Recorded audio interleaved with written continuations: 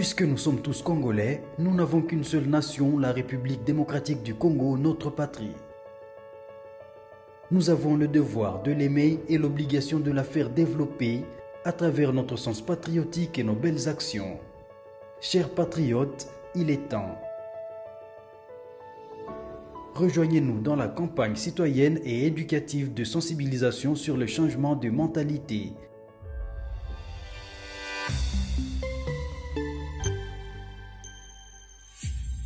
Zala, bon citoyen. Sois le bienvenu, fidèles téléspectateurs. Vous êtes en train de nous suivre partout dans le monde, en direct, sur votre chaîne de communication plus, 10e rue télévision, BRT télévision, plus de 14 chaînes. Vous êtes en train de nous prendre en relais aussi en direct sur notre chaîne YouTube au Centre TV, Delca Télévision et Communication Plus. On vous avait annoncé ces grands plateaux avec les têtes bien faites de la nation, de la République démocratique du Congo. Sur ces plateaux, nous avons l'honneur de recevoir pour la deuxième fois une tête bien faite de la République. Elle s'appelle Madame Marie-Josée Ifokou. Elle était candidate présidente de la République en 2018, aussi en 2023. Elle est présidente d'un parti politique ANC, c'est qu'il dit Alliance des élites pour un nouveau Congo. Soyez le bienvenu, Madame Marie-Josée. Merci, bonjour. Bonjour à tout le monde. Voilà. De l'autre côté, nous avons la présence de l'ancien gouverneur de la province du Maniema. Actuellement, il est sénateur. Il est au cadre de l'UDPS, parti au pouvoir. Monsieur les sénateurs Idriss Mangala, soyez le bienvenu. Merci beaucoup. Salut à tous les invités de notre chaîne de télévision. Merci. De l'autre côté, nous avons la présence de monsieur Ala Bolodjoa, un opposant radical. Il est coordonnateur de la nouvelle classe politique de l'opposition. Monsieur Ala Bolodjoa, soyez le bienvenu. Merci en tout cas pour l'opportunité. Mes salutations à tout le monde. Merci. À côté de vous, nous avons la présence de l'évangéliste Roger Baka, professeur de l'Université de la foi chrétienne, auteur de plusieurs livres. Monsieur Roger Baka, soyez le bienvenu. Merci et salutations à tout le monde. Voilà, avec vous, nous allons analyser un grand sujet qui concerne également la classe politique congolaise, la création rwandaise, les dialogues inclusifs, une solution durable pour une vraie paix dans l'Est du Congo. Cette question mérite de trouver des réponses parce qu'il y a ceux qui pensent la voie obligée, ce n'est pas des dialogues, il y a également d'autres qui pensent que les dialogues, c'est la voie royale. Face à cette question qui dérange l'opinion, je préfère donner la parole au sénateur Idrissa, qui est de l'UDPS.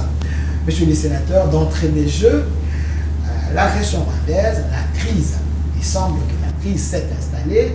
Est-ce que vous, les régimes, vous confirmez d'abord qu'il y a crise en République du Congo? Oui, merci beaucoup, messieurs les journalistes. Je pense je devrais circonscrire ou situer cette situation à deux niveaux. Il y a d'abord agression, occupation de notre partie du territoire par une armée étrangère. Ça, c'est inévitable, tout le monde le sait. Et cette situation n'a pas commencé avec notre régime, c'est une situation qui date de plus de 30 ans. C'est-à-dire, c'est une situation qui a commencé avec le régime Mobutu en 1994, lorsque nous avons accordé notre hospitalité à nos frères et sœurs du pays voisin, le Rwanda, et cela nous a créé tous ces calvaires que nous vivons aujourd'hui. Et la gestion de cette situation, de ces conflits, mérite une analyse approfondie et un engagement, un esprit patriotique. Pas seulement, ne dépendra pas seulement du régime, mais de tout Congolais. Mettons de côté nos égos. Cette situation, ce n'est pas seulement le régime, ce n'est pas seulement question de l'opposition et de la majorité, mais c'est une question de l'ensemble, de l'avenir de notre nation qui est menacée. Vous êtes notable, ça, c'est vous étiez gouverneur du Maniema, ça, c'est vous êtes de l'Est, vous maîtrisez bien la question. Répondez directement à ma question. Est-ce qu'il y a la crise? Mais je voudrais dire, et je le répète, la crise, c'est la conséquence de l'occupation de notre partie du territoire national. À ce qui concerne le fonctionnement de l'État, des institutions, je ne pense pas qu'il y a une crise. Mais les gens saisissent cette opportunité de l'agression, de l'occupation, de l'envahissement de notre territoire, et maintenant, les gens sautent ici et essayent de généraliser cette situation en disant que non, en interne, il y a crise. Avant votre gestion, avant votre gestion au pouvoir, est-ce qu'il y avait la crise qu'on a aujourd'hui? Parce que les gens pensent que c'est votre gestion, votre manière de faire, vos mauvaises décisions, c'est ce qui nous a amené jusqu'à cette crise ici, que vous n'acceptez pas, que vous êtes des coupables. Est-ce que l'opinion congolaise a connu le mot M23 à travers le régime du président Tshisekedi? La rébellion M23 a commencé avec le régime du président Tshisekedi. Ou bien, c'est une rébellion qui existait depuis. Je pense que la crise a commencé depuis 1994 et a exacerbé avec l'entrée de l'AFDEL, avec sa, entre parenthèses, soi-disant libération du Congo, et profitant de la naïveté du peuple congolais, comme nous étions tellement fatigués avec le régime dictatorial du président Mobutu, parti unique, et les Congolais ont crié que non, c'est lui qui vient, parce que les Rwandais se sont cachés derrière les Congolais, un fils congolais que tout le monde le sait, Laurent Désiré Kabila, qui contestait le régime de Mobutu pendant une certaine période et qui a refait surface, et tous les Congolais ont cru que non, c'est un libérateur. Et nous l'avons accueilli avec brio. Mais arrivé à la tête du pays, ce que les Congolais ont vu, ont vécu, il y a un seul homme qui a commencé à contester cette présence. C'est le docteur Tshisekedi Wamulumba. 6 jours après l'occupation de la capitale congolaise par les troupes rwandaises, ougandaises, burundaises, une très grande coalition. Et à ce moment-là, Félix Tshisekedi avait dénoncé, avait dit à son frère que mon frère est pris en otage par les ennemis de la démocratie. C'est en ces termes que Félix Tshisekedi avait appelé. Mon frère est pris en otage par les ennemis de la démocratie. Et les manifestations ont commencé en demandant à Laurent Désiré Kabila de dire à ces gens qui l'ont accompagné de plier bagages et de rentrer et de nous fournir la facture pour que les Congolais payent cette facture-là de la guerre. Merci, monsieur le sénateur Idriss Bangala, ancien gouverneur. Et c'est ces démons-là qui nous suivent jusqu'aujourd'hui. Merci, ancien gouverneur de la province du Maniema. Alors, monsieur Alain Bolodjoa, coordonnateur de la nouvelle classe politique de l'opposition, est-ce la crise actuelle, c'est une crise provoquée par les régimes Tshisekedi? Est-ce la crise existe? Il y a effectivement une crise. Du simple fait que nous sommes en dehors de la norme. Mais aussi, on est loin du standard. En réalité, lorsque la situation idéale n'est pas celle que vous vivez, naturellement, il y a crise. En réalité, nous devions avoir 2 345 409 km² avec les 145 territoires. Aujourd'hui, il y a une bonne partie du Congo qui est occupée par les étrangers. Et donc, naturellement, c'est déjà une crise. Mais on ne doit pas se limiter là. La crise est multiforme et multidimensionnelle. Il y a un problème de gouvernance. Il y a un problème anthropologique, si je peux le dire. Les gens ne veulent pas respecter la norme et les gens ne tiennent pas compte de la sensibilité sociologique de l'État. C'est vrai, on peut nous ressasser ce discours en nous disant que la crise a commencé ou l'occupation a commencé en 1994. Si nous sommes sincères, ça a commencé bien avant. Ce n'était pas en 1994. Il y a eu plusieurs intervenants qui ont facilité l'atteinte de cet objectif. Je voudrais nous rappeler un fait historique. En 1964, Julius Nyerere a développé l'idée de la suprématie de la race Tutsi, la race nilotique, 1964. Ils ont pris l'initiative de créer EAC en 1969. C'était justement pour faire en sorte que le nilotique puisse imposer leur suprématie. Ils ont eu à recruter des jeunes, notamment Kagame, qui a été formé en Ouganda, qui était l'un des chargés des stratégies et des renseignements militaires en Ouganda. Il avait pour mission de déstabiliser tous les États dont le président n'était pas nilotique.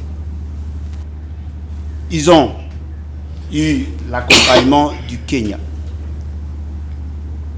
Ils ont eu le pouvoir en Ouganda. Ils ont assassiné leur président rwandais. Ils l'ont remplacé par un pasteur et nous connaissons la suite. Ils avaient aussi l'intention de déstabiliser l'État congolais. Et ils se sont appuyés sur certaines décisions qui ont été prises en 1971, accordant la nationalité en masse à des gens qui ne méritaient pas. Ils nous ont fragilisés, avec l'accompagnement bien sûr de l'UDPS, pour que nous soyons frappés d'embargo. Nous avons eu le pillage de 1991 et 1993 pour désarticuler l'économie. Lorsque Etienne Tshisekedi soutenait l'avènement de l'AFDEL, peut-être qu'il ne savait pas que c'était des Rwandais, probablement. Et donc, c'est en 1996 qu'ils se sont décidés de nous attaquer de manière formelle. Mais ils avaient déjà la maîtrise de la structure économique. Ils avaient déjà la maîtrise de la structure de défense. Et c'est comme ça que nous avons connu l'AFDEL. Il vous souviendra à RTBF et France, la radio française. Etienne Tshisekedi a soutenu l'AFDEL.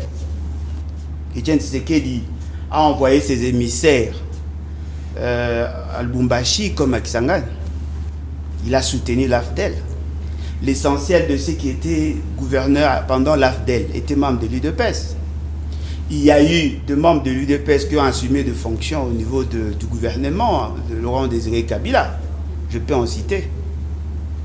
Ce qui veut dire qu'effectivement, ils avaient l'intention, eux, de déstabiliser le pouvoir de Mobutu en vendant leurs âmes à Kagame. Et cela a facilité tout ce que nous avons. Mais au regard de la situation actuelle, nous devons savoir que Félix Tshisekedi n'a pas trouvé le M23 opérationnel. Il n'a pas trouvé le M23 opérationnel. Donc le M23 a été défait. Le M23 a été défait. Ils ont été éclatés en trois. Une partie se sont mués en parti politique. Une autre partie est allée en refuge au Rwanda et l'autre, la troisième partie, en Ouganda. Lorsqu'il est arrivé au pouvoir, M. Félix Tshisekedi s'est permis, parce que comme vous le savez, il est entré au pouvoir par deux voies scabreuses. Il est allé chez le président Kagame pour avoir sa sécurité. C'est comme ça qu'il est entré en contact avec le M23. Ils ont été conviés ici à Kinshasa. Ils ont été nourris par les finances publiques. Ils ont eu la possibilité de se reconstituer en groupe armé. C'est comme ça que vous avez vu, M. Félix Tshisekedi a pris une ordonnance au mois de mars 2019, graciant Bernard Maeshe Biamungu, qui est aujourd'hui les chargés des opérations et renseignements militaires du M23. Et ils étaient nombreux. Et donc, c'est lui qui a planté les décors de la crise actuelle. C'est vrai que les acteurs, c'est Félix Tshisekedi. c'est vrai que les acteurs n'ont pas commencé leurs actions aujourd'hui, mais le contexte actuel a été favorisé par le maladresse de gouvernance de ceux qui sont aujourd'hui au pouvoir. Alors, nous sommes en crise, effectivement nous sommes en crise, parce que cela a une incidence sur l'économie, cela a une incidence sur le social, cela a une incidence sur le vouloir vivre collectif. Mais fort malheureusement, le dialogue, oui, nous sommes d'accord, mais pas avec Félix Tshisekedi, pas avec Nanga. Merci. Monsieur Alain Bolodjoa, j'ai précisé que vous êtes coordonnateur de la nouvelle classe politique de l'opposition. Madame Marie-Josée Ifoukou, une question directe. Est-ce, si la crise existe, cette crise a été entretenue par le régime Tshisekedi ou la crise est entretenue par la communauté internationale? Il y a à boire et à manger, que je pourrais dire. Mais je voudrais qu'on me présente ici, puisque j'ai l'impression que les gens ne comprennent pas mon combat. Tantôt, ceux de l'opposition pensent que je suis du pouvoir, je suis de l'Union sacrée, je ne suis pas de l'Union sacrée. Et c'est quelque chose qui se fait officiellement, donc ça ne se fait pas en cachette. Je ne suis pas de l'opposition. Il y a une confusion dans l'opinion. Oui, alors je voudrais que ça soit clair, aujourd'hui encore. Donc je précise bien. Donc moi, je suis ni l'un ni l'autre. Moi, j'emmène une nouvelle offre politique. Parce que selon nous, nous voyons que depuis que nous avons eu l'indépendance, depuis 1960 jusqu'à aujourd'hui, le Congolais n'a pas de direction pour pouvoir, enfin les autorités n'ont pas eu de direction pour pouvoir conduire le pays. Et c'est ce qui nous conduit dans cette crise. Pour moi, il y a crise. La crise, elle existe. Oui, pour moi, la crise existe. Il ne faut pas se mentir, il y a une crise. Et donc voilà, ça nous a conduit aujourd'hui à cette crise-là. Et donc c'est important que ça soit clair. Moi, je mène un combat pour un peuple, un combat de liberté et de délivrance, parce que j'estime qu'on n'est toujours pas en liberté, puisque l'état d'esprit qui a donné naissance à l'état indépendant du Congo s'est perpétué à travers nos dirigeants depuis 1960 jusqu'à aujourd'hui. C'est le même état d'esprit. Et donc, si je peux juste terminer ce que j'ai à dire, en fait, pour moi, l'arrivée de l'UDPS au pouvoir doit être l'aboutissement ou l'accomplissement de tout ce qui s'est fait depuis que nous sommes nés indépendants du Congo, en passant par l'indépendance jusqu'à aujourd'hui. Pour moi, ça doit être l'aboutissement, l'accomplissement. Si je devais donner un modèle, c'est comme quand Jésus-Christ est arrivé, il a accompli. Donc les choses se sont arrêtées là et ils nous ont emmené à quelque chose de neuf. Donc il va falloir que ceux qui sont au pouvoir comprennent que nous sommes arrivés à la fin d'une histoire. Nous sommes arrivés à la fin d'une histoire et qu'ils n'ont pas besoin de prendre ça sur eux. Il faut qu'on accepte qu'il y a un ça ne va pas. Et regarder aux autres, la communauté internationale, le Rwanda et consorts, tous ces gens-là, pour moi, on devrait les mettre un peu en retrait. C'est pour ça que j'ai dit que c'est une histoire congolo-congolais. Et il faut que ça soit clair, il faut qu'on le comprenne, nous devons prendre nos responsabilités. Parce que ce que la communauté internationale fait, par rapport à votre question, elle l'a fait depuis que nous sommes nés, étant indépendants du Congo. Nous sommes nés pour être... pas nouveau. Non, c'est pas nouveau. Nous sommes nés pour être abusés, pour être violés, pour être tués. Vous avez vu le document signé l'année passée, en 2024, en février. Est-ce que le pouvoir n'était pas en place? Est-ce que les Congolais n'étaient pas là? Est-ce que l'Église n'était pas là pour lire ce document-là? Que la communauté internationale, à travers l'Union européenne, a donné mandat au Rwanda. Je ne nie pas tout ce qu'ils ont dit avant. J'accepte tout ce que vous avez dit, j'accepte ce qu'il a dit aussi. Et en 2024, l'Union européenne donne un mandat au Rwanda pour qu'ils viennent nous exterminer et piller nos richesses. On parle d'économie aussi là, pour piller nos richesses. Qu'est-ce qu'on a fait? S'il vous plaît, qu'est-ce qu'on a fait? Je parle bien de nous tous, que ce soit l'opposition, que ce soit l'Église, que ce soit nous-mêmes qui nous considérons tout simplement... les centristes. Même pas centristes, parce que centriste, c'est-à-dire qu'on se met dans un mouvement politique. Moi, je sors de là parce qu'en réalité, il n'y a pas de politique. En réalité, au Congo. Il n'y a pas de politique, parce que même la politique a des règles. C'est quand même fort retirer. Oui, vous oui, risquez d'énerver les politiciens. Non, je ne veux pas retirer parce que le problème congolais, c'est la classe politique. Pour moi, le problème du Congo, ce sont nos parents. En partant de nos parents depuis l'indépendance jusqu'à aujourd'hui, c'est la classe politique qui est le problème du Congo. C'est eux qui nous mettent dans cette situation-là. Tout un peuple, 100 millions de gens, qui passent à suivre 100 personnes, qui changent de régime en régime. Aujourd'hui, quand je vous dis qu'on est à l'aboutissement d'un système, on voit aujourd'hui, regardez la couleur de l'opposition aujourd'hui. Mais c'est des gens qui étaient déjà avec l'autre opposition à l'époque, qui était l'UDPS. Aujourd'hui, ils se sont mis tous ensemble. Et derrière qui? Derrière Kabila, qui a fait 18 ans au pouvoir et qui veut revenir. Derrière Nanga, qui dit avoir fait un deal avec Félix Tshisekedi et il n'est pas content. Le gars, il est fâché et il va à l'Est pour aller tuer ses frères, marcher sur les morts et revenir au pouvoir. De quoi on parle?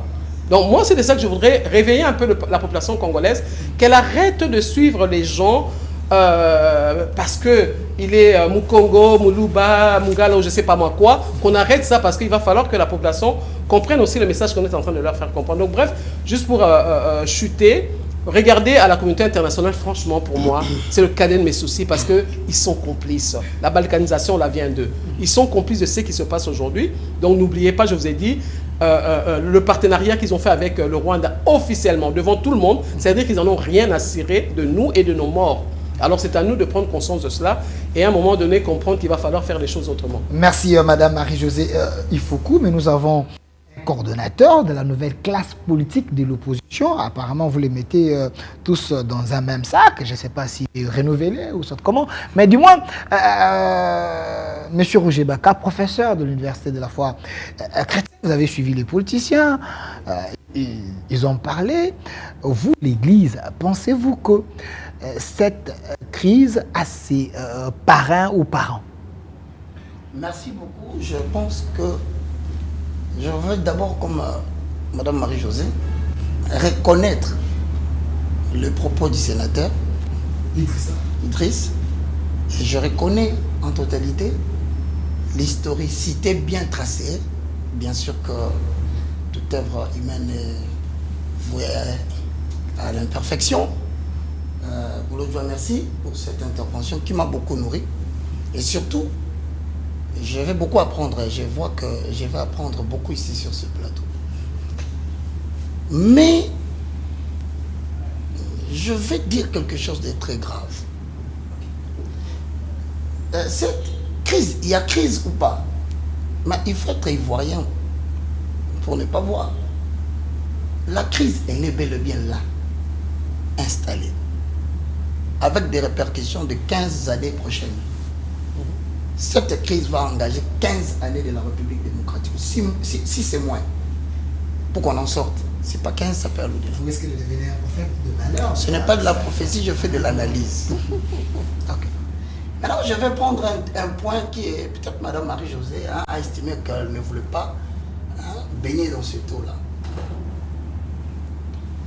Je vais parler des vraies causes de cette guerre. Nous avons des causes que j'appelle externes et des causes internes. Quand je suis le sénateur, il est dans des causes internes. Quand je suis Boulodjoa, il est dans des causes liées à la sous-région et aussi de manière interne. Quand je suis Maman Marie-Josée, elle est claire, elle explique très bien que d'une manière ou d'une autre, tous, nous avons subi une injustice qui existe depuis la belle époque. Pris sous cet angle, je voudrais demander aux uns et aux autres, il faut vous calmer. Pourquoi? Parce que la plus grande cause que la RDC est en train de subir, c'est une cause géopolitique mondiale. Nous avons donné des dates, mais je rentre dans une date beaucoup plus grave, 1945. C'est la fin de la Deuxième Guerre mondiale. Qu'est-ce qui se passe? Il s'est fait que le gendarme mondial qui a mis fin à la Deuxième Guerre mondiale, mais c'est les États-Unis d'Amérique. Tout est calqué sur le dollar américain.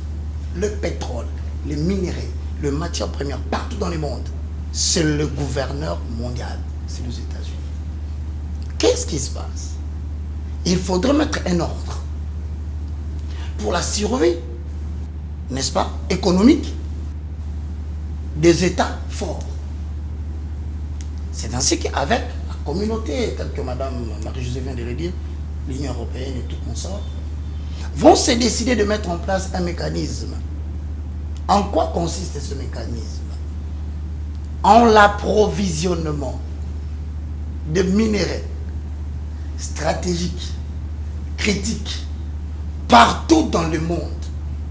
Vous devez mettre en place l'ordre mondial qui consiste à approvisionner et surtout, je vous rappelle, à sécuriser cet approvisionnement pour que ces États-là puissent survivre.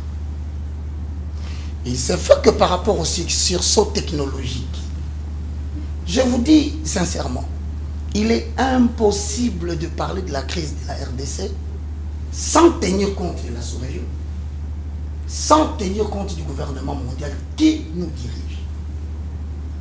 Dolphin, les lithium, le cobalt, les coltan, pour ne citer que ces minéraux. Ce sont des minéraux qu'on appelle des minéraux stratégiques. Pourquoi? Parce que c'est à la fois commercial, pour la survie économique des impérialistes, et à la fois militaire, pour la détention du pouvoir militaire. Pendant que Bolo doit peut-être s'en prendre à M. Idriss, mais c'est Idriss y répondre parce que je trouve naturel. M. Idriss et Bolo, c'est tout à fait comme l'eau et les sucres. Il faut que l'un dise, l'autre oppose. Mais moi, je suis venu les unir pour vous dire votre ennemi est ailleurs. Exactement. Très. Parfaitement d'accord. En fait, je confirme pour te dire. Je prends par exemple maman Marie-Josée qui dit qu'on a signé un contrat avec le Rwanda. Mon ami, il ne s'agit pas seulement d'un contrat. Il s'agit d'un Memorandum of Understanding, qu'on dit en français. Mémorandum d'entente. En quoi consiste le mémorandum d'entente? Cela consiste au fait que, en utilisant la voie officielle pour l'obtention des minerais stratégiques, si le gouvernement refuse la prédation, il faut utiliser d'autres méthodes que nous appelons Ordo Ab Chaos. Il faut semer les chaos dans le pays qui détient les minéraux, de manière à ce que quand ils viendront demander secours auprès de vous, que vous lui imposez un cahier de charge. Ce n'est pas seulement le Rwanda. C'est aussi, donne-moi une minute, c'est aussi l'Algérie avec la Tunisie. C'est aussi la Côte d'Ivoire avec le Burkina Faso. C'est aussi le Cameroun avec le Nigeria. C'est aussi le Rwanda avec la RDC. Bref, cette cause géopolitique fait que, ayant besoin de minerais, deux méthodes s'imposent.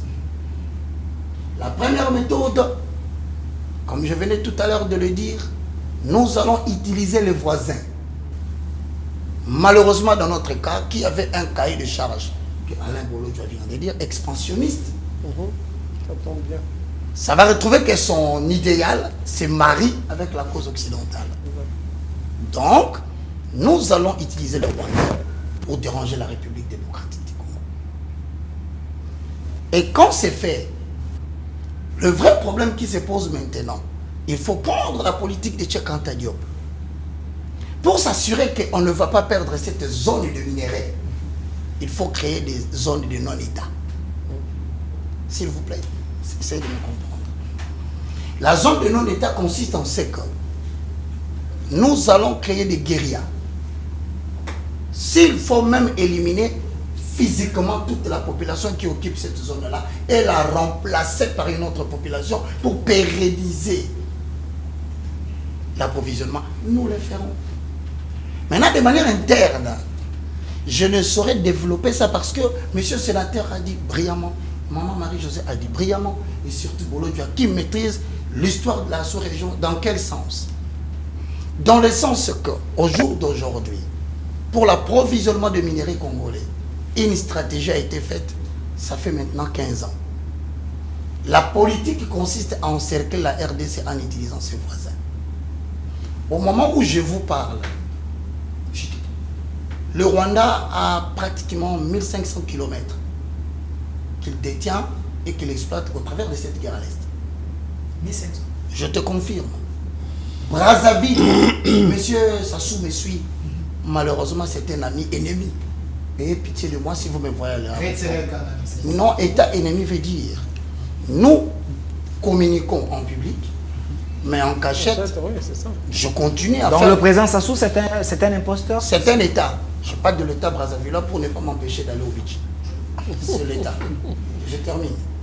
C'est-à-dire que, monsieur, 5 secondes. je suis en train de vous informer que tout un espace a été cédé. Si c'est moi, je ne sais pas. Ben, ça environne le 1000 km. Non loin du Bas Congo ici. Et au jour où je vous parle aujourd'hui, le président Touadéra de la République centrafricaine vient de céder 1500 km entre la République centrafricaine et l'Équateur. Nous n'avons que deux partis qui résistent. C'est la Zambie et l'Angola. Bon. Aux autorités de nous laisser balbutier comme des petits garçons ici pour ne jamais écouter, que je crois qu'ils n'écouteront jamais. Je vous remets la parole. Merci. L'évangéliste Roger Baka. Cette émission, c'est une émission des têtes bien faites pour la République. Nous réfléchissons pour aider ceux qui dirigent, également pour essayer d'armer le peuple congolais de bien faire, parce que le Congo est à nous.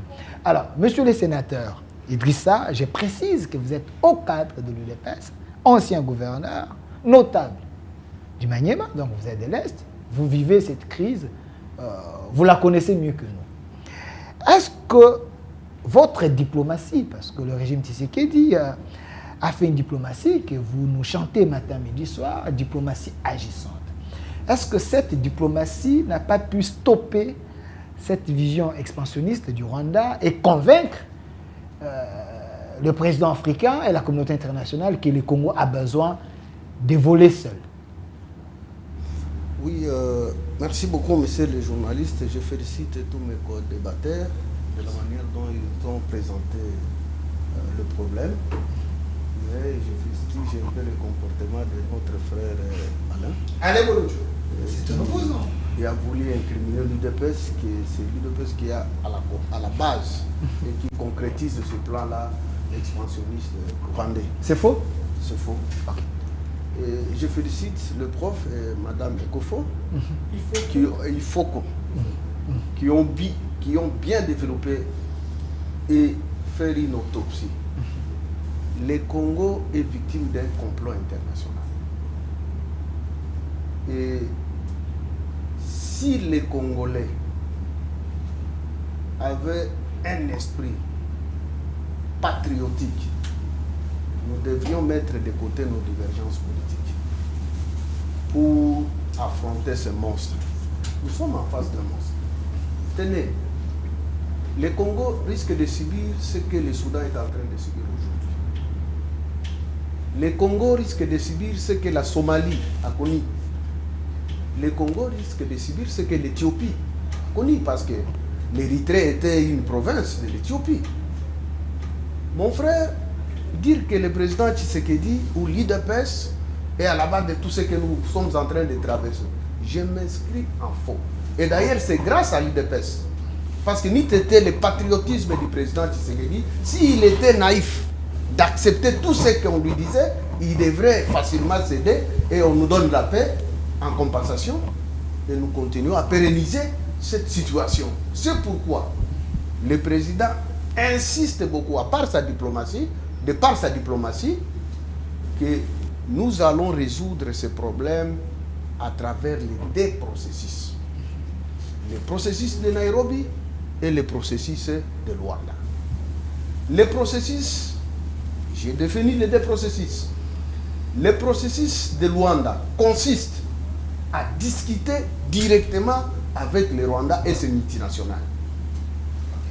Pourquoi vous voulez passer par le Rwanda au lieu de passer directement et de traiter avec les Congolais qui sont propriétaires de leurs richesses?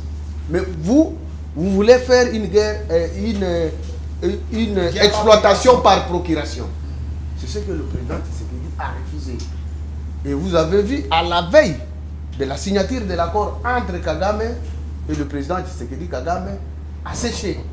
Parce qu'il savait que c'est fini pour moi. Si une fois on signe cet accord, et je n'aurai plus de prétexte pour entrer au Congo. Et c'était sur instigation de ces multinationales, de ces entreprises-là qui ont besoin de notre richesse pour les avoir d'une manière illégale. Parce que si on signe des contrats et une exploitation d'une manière légale, les Congolais seront aussi bénéficiaires et le Congo va devenir une très grande puissance après 30-40 ans et le Congo risque de coloniser l'Afrique tout entière.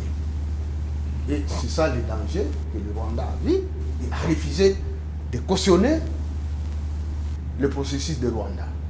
Mais au moins, la communauté internationale monde politique. Parce qu'au niveau de la communauté internationale, il y a des puissances. Des blocs. Des blocs. Il y a bloc politique et bloc économique. Le bloc politique est d'accord avec le Congo. C'est pourquoi vous voyez des condamnations un peu partout. Mais ce qui résiste, c'est le bloc économique. Or, la puissance des nations, c'est l'économie. Si l'économie ne donne pas son aval, vous êtes coincé. Et c'est pourquoi cette diplomatie, en répondant d'une manière globale, en condamnant le Rwanda, mais il y a une certaine hésitation du côté des multinationales. Et c'est à ce moment-là, nous devons attaquer et convaincre ces multinationales que la terre rwandaise n'est pas propice. Parce que c'est lui qui prépare la nourriture. Le champ de cette nourriture que vous avez, c'est le Congo. Mais j'ai Venez vu au Congo. J'ai vu au Mais Rwanda, malheureusement, j'ai c'est vu au Rwanda multinational. les mines rwandais, parce que Paul Kagame a invité même France 24 en disant que chez lui, il a des mines, lui aussi, le Rwanda produit. Il n'y On en n'a a pas. vu les images. Nous allons voir, comme madame avait soulevé la question de mémorandum là d'attente. Pourquoi seulement avec le Rwanda? Est-ce que le Rwanda, il y a des coltans? Les coltans, c'est les minerais stratégiques recherchés. Et je passe au deuxième, le processus de Nairobi. Ce processus de Nairobi, c'est un processus qui met ensemble tous les groupes armés qui équipent l'Est du Congo. Plus de 150, et nous allons jusqu'à 200 groupes armés. Ce n'est pas le président Tshisekedi et ces groupes armés n'ont pas connu, n'ont pas été installés à partir du régime Tshisekedi. Nous les avons trouvés. Okay. Et moi-même, j'avais résolu un problème de ces groupes armés. Dans ma province, il y a au moins 10 groupes armés. En étant gouverneur. En étant gouverneur, financés par les régimes passés de Kabila. Vous dites, Moi, je vous l'ai dit, honnêtement. Ok. Donc Kabila a financé les groupes armés, mais il était président, c'est lui qui voulait qu'il y ait la paix. Comment Mais écoutez, c'est une guerre économique. Ces multinationales ne veulent pas entrer par la porte officielle. Il faut qu'ils exploitent nos richesses d'une manière illégale. Ça va empêcher aux Congolais d'avoir de la richesse pour s'organiser. Voyez, on a déstructuré l'administration congolaise, l'armée, la sécurité et consorts. Parce que M. Alain a dit une chose, mais lui-même s'est contredit. Okay. Parce que moi j'avais dit, notre malheur c'est à partir de 1994, parce que nous avons réussi les réfugiés, et officiellement, comme le prof a dit, en 1996, nous avons connu une première attaque de l'AFDER. Et cette guerre-là a essayé un peu de déstructurer notre armée. Aujourd'hui, l'âme, la force d'une nation, c'est son armée. Notre âme de l'armée congolaise n'existe plus. Les Rwandais ont mené une politique pour que les Congolais n'aient pas une armée.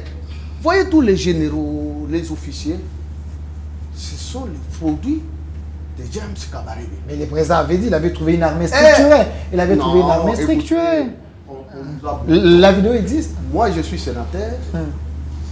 Nous recevons le ministre. Et j'ai eu l'avantage d'être gouverneur de province. Moi, je vous dis, nous avons des officiers de nom. Sans froid aux yeux. Vous savez comment les Rwandais faisaient? Ils vous trouvent, vous êtes lieutenant pendant la guerre de 96. Je vais vous relater. Laisse-moi un peu de temps. 96, Kabila prend le pouvoir. Les techniciens de guerre, c'était des Rwandais, des Ougandais, des Burundais et consorts, qui commandaient la guerre. Kabila s'est donné le plaisir de recruter les Kadogo sans formation. Ils arrivent à Kinshasa, ils prennent le pays. La première des choses, c'est déneutraliser l'armée qui était formée de Mobutu. Tous les officiers, presque tués, les aguerris, les militaires, bérets rouges, bérets verts et consorts, à Kitona, les éparpillés un peu partout au Congo, et cette armée a disparu. Du coup, Kabila a dit non, les Rwandais, vous devez rentrer. Il est resté avec quelle sorte d'armée dans notre pays. Les Kadogo recrutés d'une manière ramassée. Et ce sont les mêmes Kadogo qu'on a commencé à les donner des galons. Tel est devenu colonel, tel est devenu général, tel, sans breveter militaire. Donc, notre armée est restée avec des officiers de nos sans formation. Oui, mais c'était la stratégie. Non, écoutez, non, c'est c'est pourquoi le président a fait voter cette loi de programmation militaire. Wow. On ne nous a pas laissé le temps de s'organiser, madame. Ça, je vous le dis honnêtement. Nous avons les soucis d'organiser ce pays, mais on ne nous a pas laissé, connaissant les stratégies des Rwandais. À une année, 5 secondes. Bougnagana tombe et consort. Le président s'est beaucoup donné. Il a donné des logistiques et consort. Vous avez vu comment ils ont laissé la logistique à Goma. C'est l'argent des contribuables congolais. Merci. Merci, monsieur le sénateur. Je vous ai donné suffisamment de temps. Je ne veux pas que le public me tienne rigueur. Je veux que chaque invité puisse avoir suffisamment de temps. Monsieur Alain Bouloudjoa, est-ce la diplomatie du régime Tshisekedi? C'est une diplomatie qui nous donne l'espoir que nous pouvons quand même s'en sortir, avoir des solutions plus efficaces. Bon, je ne sais pas si la diplomatie doit se faire au niveau interne, certainement au niveau international. Qu'est-ce que nous entendons d'abord par la communauté internationale? Apparemment, nous sommes membres de la communauté internationale. Et je ne sais pas s'il y a un État qui pourrait s'investir pour permettre à ce que le pays se développe. Notre pays. En tout cas, c'est naïf de notre part de croire qu'il y aurait des États qui viendraient nous soutenir pour que nous sortions de la crise. Et cette manière de se lamenter prouve à suffisance qu'on manque cette intelligence situationnelle à même de nous pousser à nous hisser au niveau des enjeux mondiaux. Moi, je ne me plains pas. Okay. Je sais que les Américains auront besoin de nos matières. Je ne me plains pas. Je sais que les Rwandais auront éventuellement développé les réflexes d'avoir notre territoire. Je ne me plains pas. Parce que je sais que c'est un fait naturel. Mais je me plains par contre de cette absence d'intelligence à même de faire face à ces enjeux et de nous imposer. Ça, c'est comme la gazelle qui veut se plaindre devant les léopards. Pourquoi voulez-vous me manger? Mais justement parce que il doit vous manger pour survivre. Exact. Mais qu'est-ce que vous faites? Moi, je ne sens pas cette intelligence-là. Je vois les pleurnichards à la tête du pays, des gens qui se plaignent, mais qui ne savent pas s'adapter et imposer leur volonté. Je vous donne juste les cas. Okay. L'un de membres de son cabinet, je cite ici, comment il s'appelle encore, Bifor Bisselele nous dit ceci, que nous avons des matières, le Rwanda a un carnet d'adresses, si on pouvait travailler ensemble pour mettre en valeur nos richesses. Non, dites-moi, dans ces contextes-là, qu'est-ce que vous entendez par communauté internationale? C'est un gouvernement et un autre gouvernement qui s'entendent pour faire le troc, paix contre richesse. C'est ce que Félix Tshisekedi a fait. En ce moment-là, aucun pays occidental était là pour nous imposer ce que nous avons fait. Et après, il s'en est plaint. Voyez-vous? Je prends un autre conseiller, Bilonda, qui dit « Nous n'avons pas de choix que de transacter avec le Rwanda. Le Rwanda, c'est un pays ami et donc nous sommes condamnés à vivre ensemble. Nous ne pouvons que céder pour que nous construisions le développement ensemble. » Ça, c'est une mauvaise théorie. La Corée du Sud et la Corée du Nord sont aussi voisins. Mais aucune Corée n'impose à l'autre le vouloir vivre collectif. On ne peut pas imposer l'indivision. Nous ne sommes pas obligés de transacter avec le Rwanda. Nous ne sommes pas obligés. Mais ce n'est plus le cas. Hein. C'est nous, par contre, qui menons... Ce n'est plus le cas. Le président insiste. Non, mais pourquoi insistez-vous sur lui parce qu'il est problème? Oui, qui? Juste parce que vous êtes de son parti, ou sinon vous voulez nous faire croire qu'il est solution? Non. Mais c'est le président qui est solution. Non, La la fonction, Vous voulez dire apparemment, ces réflexes ne changera pas. Mais il était calme. Monsieur le sénateur, il faut le laisser Je suis continuer. outillé pour ça. Ok, continue. Le problème, c'est que moi, je considère Félix Ségué comme problème. C'est justement parce qu'il ne répond pas aux critères, au profil de la situation. Si nous avons des hommes intelligents, pas intelligents en termes académiques, intelligents par rapport à la situation, ils devaient apprendre à se taire et à écouter les autres. Ils ont commis beaucoup de bourdes. C'est vrai, on vous dira que la guerre a commencé en 1996, mais moi je vous ai démontré que la crise, la stratégie Imatuchi a commencé bien avant. Bien avant. Ce n'est pas en 1994. Bien avant. Ce qui a amplifié la situation, c'est l'avènement des Interamwe et des FDLR. C'était juste un prétexte.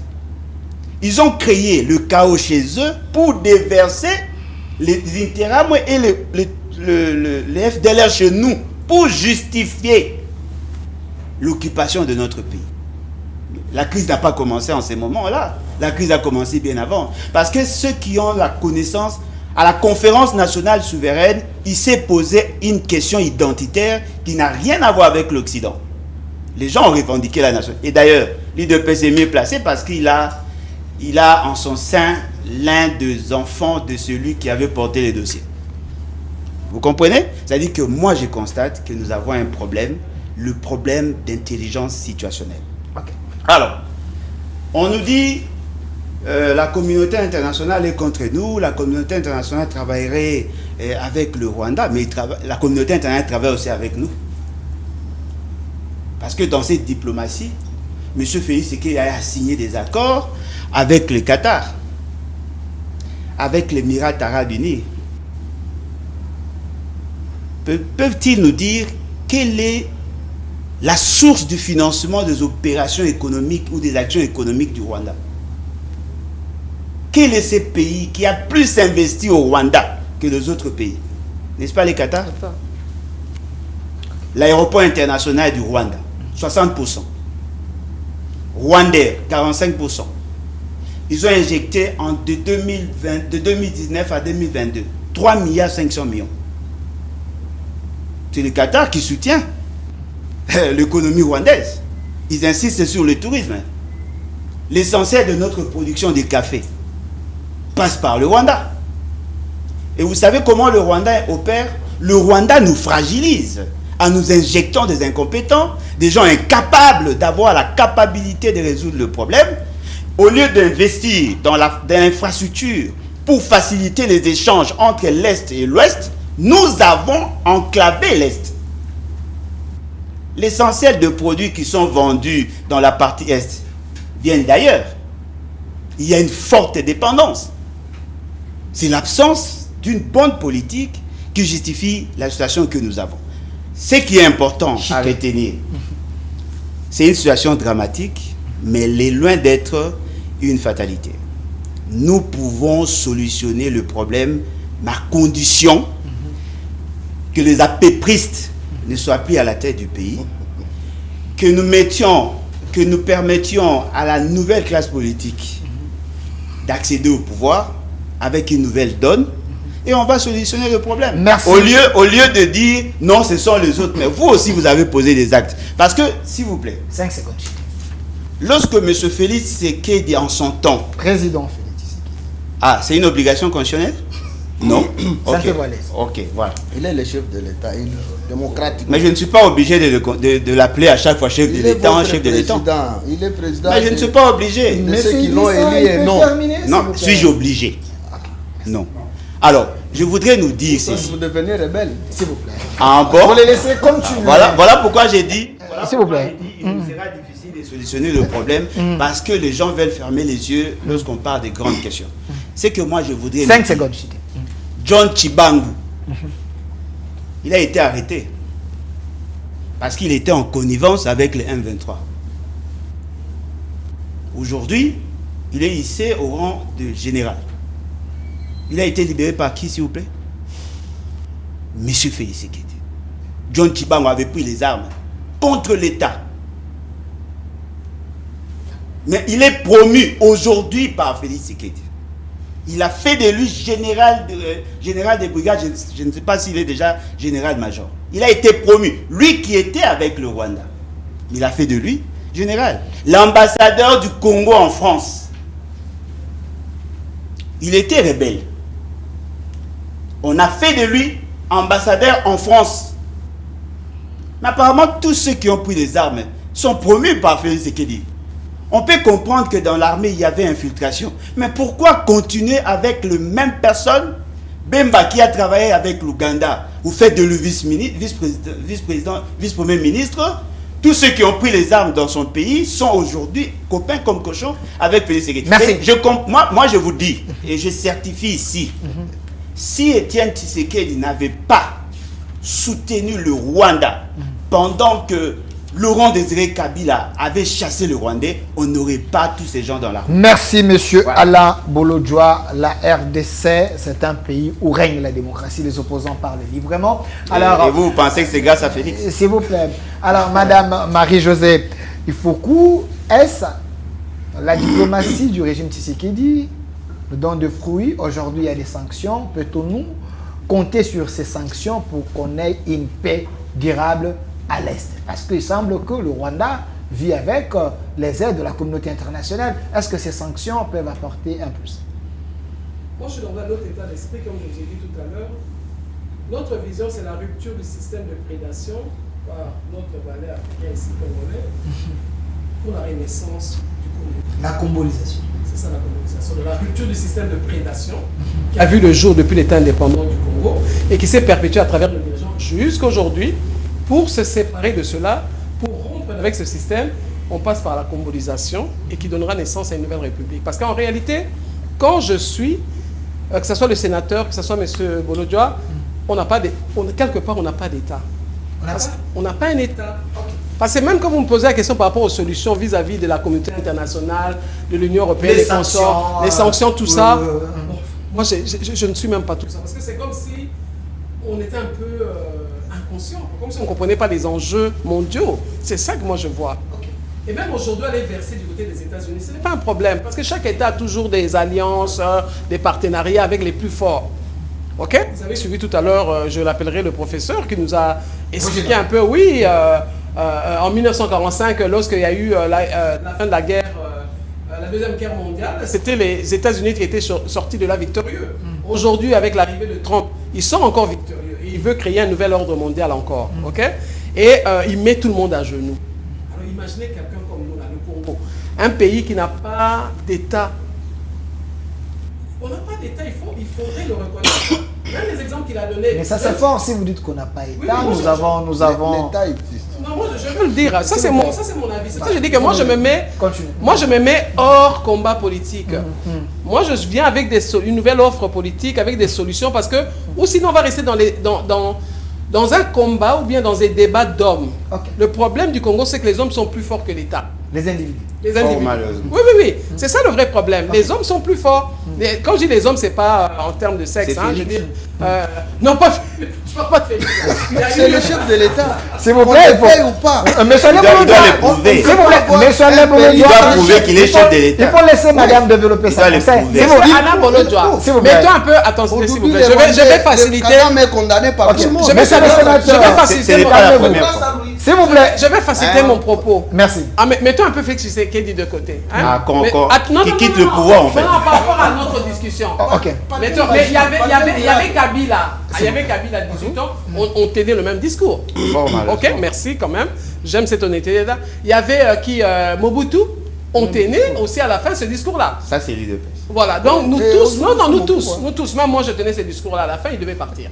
On en avait marre et justement comme c'est des hommes forts et un État faible, on s'en prend toujours à des hommes.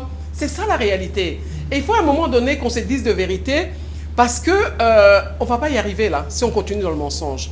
Nous tous, nous sommes des chrétiens, que ce soit le président Félix Tshisekedi va à l'église, ses opposants vont à l'église. Or l'église est censée être au centre du village. Et la véritable église, pas l'église religieuse, mais la véritable église, telle que nous la comprenons, c'est une histoire d'amour. Et il faudrait qu'il y ait de la franchise dans ce débat-là. Parce que quand j'entends les sénateurs, oui, j'apprécie tout ce qu'il est en train de dire. Mais quand j'entends M. Alain Bolodjoa, la même chose. Quand j'entends le pasteur et le professeur, je suis contente dans la position dans laquelle je me trouve. Moi, je suis dans une position de vérité. Je suis dans une position où on doit construire un nouvel État. Et moi, j'estime que tous ceux qui ont les mains mouillées dans cette gestion de l'État, par des détournements qui ont conduit même à des morts, hein, le Rwanda a fait ce qu'il a fait là, c'est tout à fait normal, c'est le diable. Donc, ce que le Rwanda a fait, ça ne pose pas un problème, c'est tout à fait normal. Mais nous-mêmes, à l'intérieur, nous n'avons pas facilité la tâche, nous avons permis que Goma tombe. Moi, depuis que Goma est tombé, mon frère, j'ai plus de vie. Je vous dis la vérité, parce que je ne pouvais pas croire qu'on en arrive à ça. Et aujourd'hui, je vois les ministres se lever pour aller recruter. Je dis, mais qu'est-ce qui vous a empêché de recruter? Mobiliser, Oui, mais c'est ça, mobiliser pour... Mais qu'est-ce qui vous a empêché de le faire? À partir du moment où il y a eu divorce avec Kabila, moi j'ai appuyé ce divorce-là, je l'assume. J'ai dit, il faut séparation, ça ne sert à rien. Vous êtes déjà en train d'aller, on les balaye, on fait quelque chose de neuf. Mais je n'ai pas changé mon discours. Si je vous sors tous les documents que j'avais remis à l'époque, en 1921, je crois, lorsque le président avait consulté tous les Congolais, moi, mon document est encore d'actualité, si je veux le dire. En 2021, il est encore d'actualité. Parce qu'il fallait créer quelque chose de neuf. Il ne fallait pas faire tout ce qu'on a fait là pour moi. Il fallait créer quelque chose de neuf. Et donc, à cette époque-là, on pouvait déjà commencer les recrutements, là, enfin, aller sensibiliser la jeunesse et puis commencer à les former. On n'en serait pas là aujourd'hui. Qu'est-ce qui s'est passé? Je ne sais pas, mais je suis dépassé personnellement. Voir Goma tomber et voir que Kinshasa continue à vivre comme si de rien n'était, alors que les 2-3 premiers jours, il y a eu ce regain-là, patriotique, où tout le monde s'est levé. Non. Et ce n'était pas contre Félix. C'était à son avantage. Je suis désolé, mais je suis choqué de voir que tout est retombé par terre. La vie a repris son train-train quotidien. Et tu regardes tout le monde, tu dis, mais attends, je suis folle? Ou bien c'est vous qui êtes fou là? On est en guerre, je suis désolé. Moi, me poser cette question-là par rapport aux résolutions que prennent la communauté internationale, j'en ai rien à cirer pour l'instant. C'est très bien. Je félicite même Madame Wagner, que j'admire beaucoup. Je félicite même ce travail-là qui a été fait. Mais il semble que notre solution viendra de ces côtés-là. Parce Non, qu'avec les sanctions, non, vous avez vu même les NAM et les autres, ils ont arrêté à avancer parce qu'il y a eu des sanctions. C'est pas la première. Mais ils continuent vers Kalemi, là. Il continue vers Kalemi, restez dans la distraction, il continue vers Kalemi. Vous pensez que le pouvoir est dans la distraction? Mais puisque vous dites que ça va arrêter, ça a arrêté quoi? Ils sont en train de continuer vers Kalemi. Mais pourquoi nous on doit toujours attendre? Mais il y a 10 jours, les États-Unis et l'Union européenne, ils ont donné 10 jours à Nanga et au Rwanda de se retirer au Congo. Donc on attend, on observe. Vous savez que les gens nous regardent comme des enfants. Hein? Ils sont choqués de notre comportement à espérer vis-à-vis des gens qui sont derrière tout ce monde-là. Comment le Rwanda arrive à nous attaquer? Quels moyens le Rwanda a à nous attaquer? Un petit pays comme ça qui ne vaut même pas une province chez nous, qui ne vaut même pas, qui vaut un territoire peut-être. Mais est-ce qu'on n'a pas honte de ça et attendre que le grand méchant loup qui est là-bas qui va décider que ils arrêtent et ils vont arrêter alors qu'ils sont déjà installés? Donc, vous pensez comment ça? Oui. Oui, il y a un problème de leadership. Je m'explique. Oui, il y a un problème de leadership. Il n'y a pas de problème de leadership. Non, je m'explique. Monsieur le sénateur, vous aurez la parole. C'est question de compréhension. Okay. Il peut y avoir un problème de compréhension. Pour que le leadership reprenne le dessus, il va falloir qu'il accepte qu'on est à la fin d'un cycle. Ou bien, je ne sais pas comment vous allez appeler ça, mais on est à la fin d'une histoire. Il faut qu'on ait une nouvelle histoire. Alors, il faut prendre des décisions courageuses. Des décisions que, pour les gens qui sont autour de vous, peuvent voir ça comme une faiblesse. Mais moi, je ne vois pas ça comme une faiblesse. Parce qu'on dit qu'à des grands mots, des grands remèdes, hein, c'est ça, non? Yeah. Mais à des grands hommes, il y a aussi une autre phrase qui dit la reconnaissance de la patrie. Quelque chose comme ça. Ouais. Je crois que c'est Victor Hugo qui a dit ça. Oui. Hein? Au grand homme, la reconnaissance de la patrie. Exactement. Et moi, j'appelle Félix Tshisekedi aujourd'hui à être ce grand homme-là pour que la patrie reconnaisse qu'il ne sera sorti. Oui, maintenant, je parle de maintenant. Qui devienne grand homme maintenant. Il est grand homme. Monsieur Boulodjoa, arrêtez de perturber les gens. Vous savez, grand homme, mon frère. un homme est Moi, je toujours vous le dis. conseillé par son entourage. Un homme, même vous, même moi, même si on a quelque chose en nous, chacun d'entre nous, mais c'est toujours l'entourage qui accompagne un chef. Sans un bon conseil, on peut aussi taper à côté, quoi. Donc pour moi, j'ai foi que, par rapport à l'expression que je viens de vous dire, au grand homme aussi, la patrie peut être reconnaissante. Donc, il va falloir que le président Félix Tshisekedi, parce que si ce n'est pas lui qui prend cette décision-là, qui va le prendre? Parce que quand je vous entends dire qu'on le mette de côté, moi je suis Non, pas c'est dans- vous qui avez dit. Non, Je c'est vous ai vous qui avez sauté. dit. Non, tout à l'heure. Non. C'est vous qui avez dit qu'on veut aller au dialogue sans lui. Moi, je suis pas dans oui, c'est ça. Moi, je suis pas dans cet état d'esprit parce que on va aller au dialogue. On est en guerre là. Restons qu'on est en guerre. On va au dialogue, on s'assoit. Maintenant, qui va décider qui va être président? Pour moi, ça sera de la distraction. Il y a déjà un président qui est là. Peu importe le débat qu'on peut dire, pour moi, le président de la République est là. Mais moi, façon à moi de voir les choses, c'est pas comme son entourage, qui ne me supporte pas d'ailleurs, parce qu'ils n'aiment pas qu'on dise la vérité. Moi, la vérité dont je parle ici, c'est pour un peuple. C'est pour une délivrance. C'est pour une liberté définitive. On doit passer à autre chose. Et c'est pour ça que je demandais au président Félix Tshisekedi, débarrasse-nous d'abord de tout ce monde-là inutile qui nous font perdre du temps. Et moi, j'ai dit qu'il fasse une déclaration d'un état d'urgence. Mais on est en guerre. Il faut qu'il fasse cette déclaration-là. Et il y a certaines institutions qui doivent tomber. Parce que nous avons des institutions qui ne nous servent à rien, qui sont budgétivores, qui sont là spectaculaires. Donc, ils sont tous en train de regarder qu'est-ce qui va se passer, c'est quoi la suite. Donc, la plupart des institutions sont tombées d'elles-mêmes. Que ce soit l'Assemblée nationale, que ce soit le Sénat, que ce soit les assemblées professionnelles. Pour moi, le gouvernement qui se donne au spectacle devant la jeunesse, qui est notre espoir, pour moi, ces gens-là sont déjà tombés d'eux-mêmes. Donc, donnons-nous une chance à aller à d'autres propositions. Merci. On va créer un scandale. S'il vous plaît. Merci Madame Marie-Josée, mais vous risquez de créer encore des frustrations avec cette proposition. Si les institutions tombent, vous savez que la classe politique, elle est s'il vous plaît, elle est reconnue avec... Il peut faire à partir de la Constitution. Nommer un nouveau gouvernement, c'est constitutionnel, non? Voilà. Comment dire, dissoudre l'Assemblée, c'est constitutionnel. La classe politique, elle est plus exigeante avec les quotas. On n'en a rien à cirer aujourd'hui, s'il vous plaît. On n'en a rien à cirer aujourd'hui de la classe politique, parce que c'est elle notre problème. Donc moi, tout ce que je propose, c'est constitutionnel. Un nouveau gouvernement, c'est constitutionnel. Il peut nommer. C'est pour ça que j'ai dit que non, pour moi, le président reste en place. Il peut nommer un nouveau gouvernement.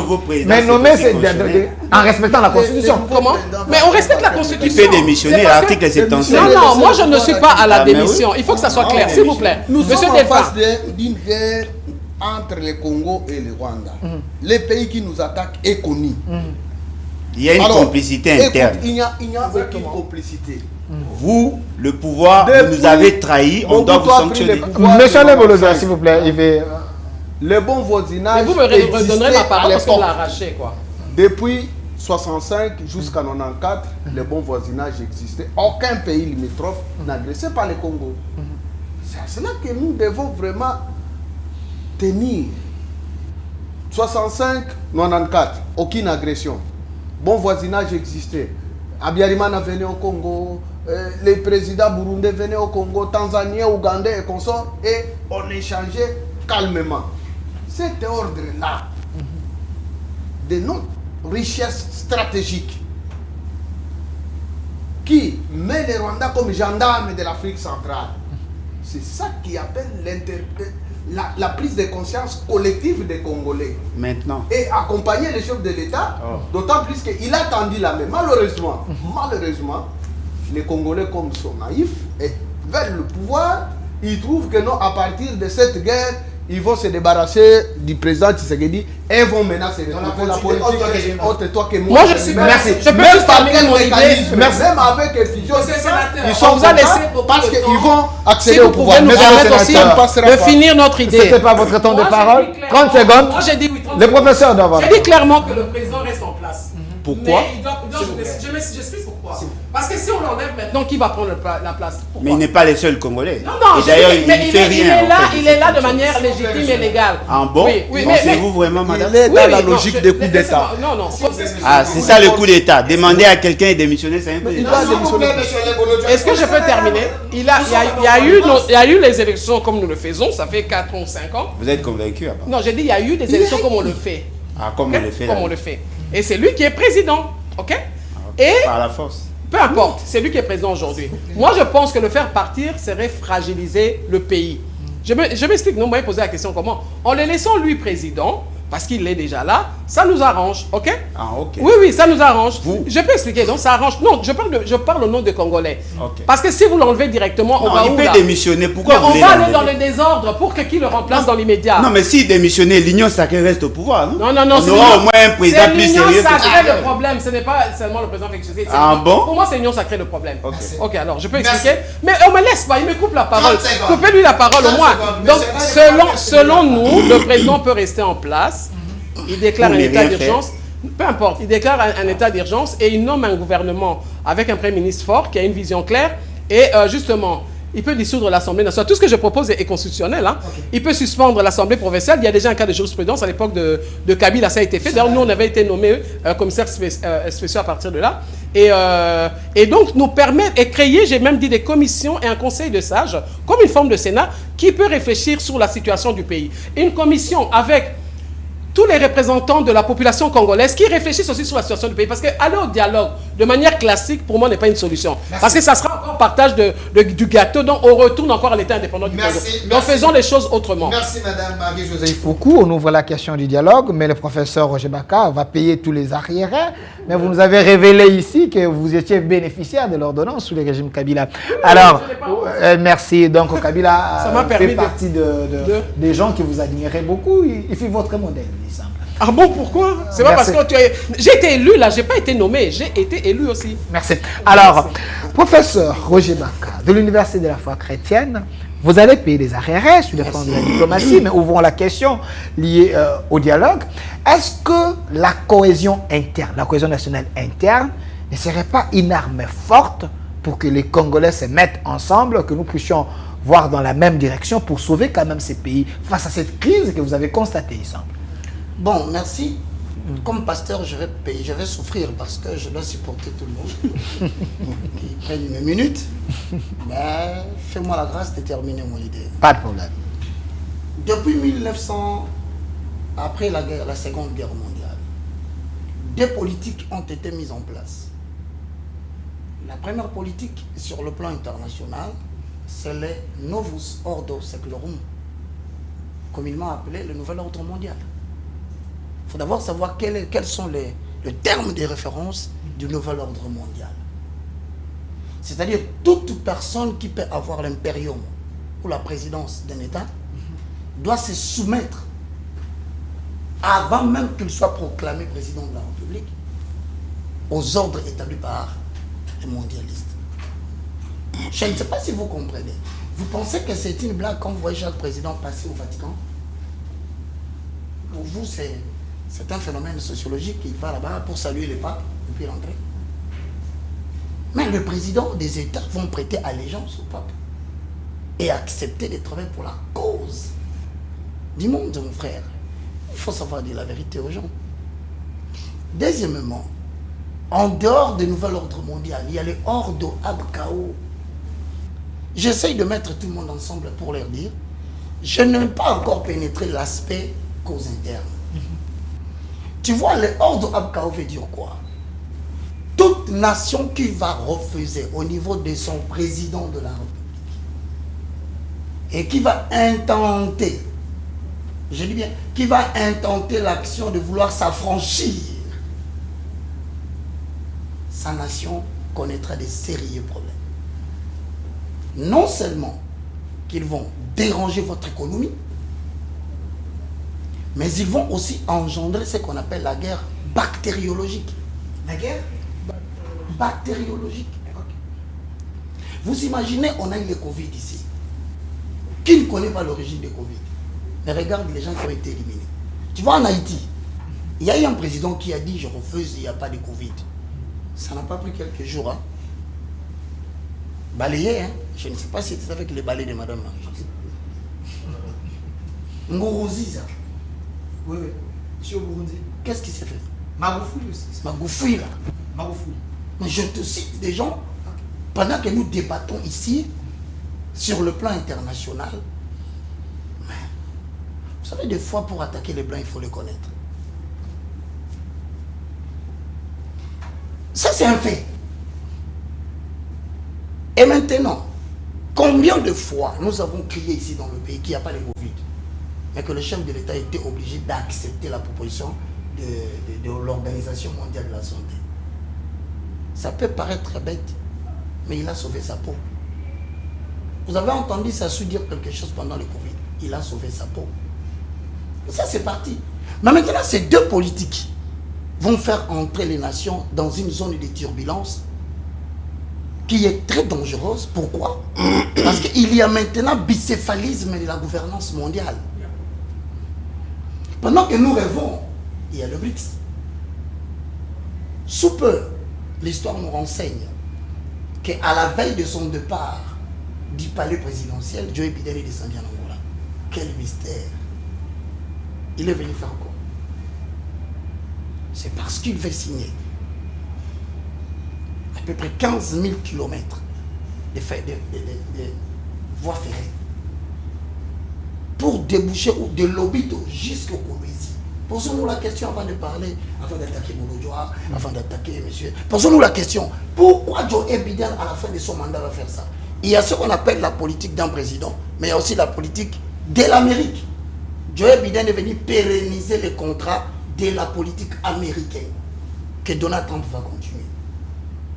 La Chine de son côté, membre de BRICS, dit lui aussi, va construire 15 000 km de voies ferrées pour tomber sur Kolwezi. Donc, il y a une bifurcation qui va se faire au Kolwezi des deux grandes puissances mondiales. Je crois que les sénateurs peuvent avoir une idée sur ça. Maintenant, moi, je pose une question. Pourquoi le BRICS? Pourquoi la communauté... l'OTAN sont autant en train de se battre pour déboucher sur Kolwezi? C'est simple.